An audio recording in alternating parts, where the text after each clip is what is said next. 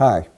This video touches on the topic of O-rings. We're all familiar with O-rings. They're generally round and black and rubber, except when they're not round or black or rubber, because these sealing devices come in many forms. Quad rings, X-rings, lathe cut. Some are pure urethane, plastic, or Teflon.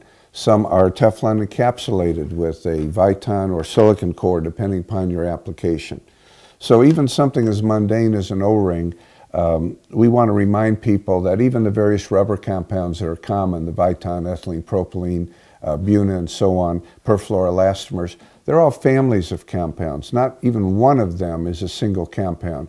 These different compounds exist for different reasons. You might have a trace of amines or steam or thermal cycling, many different situations that occur in your plants.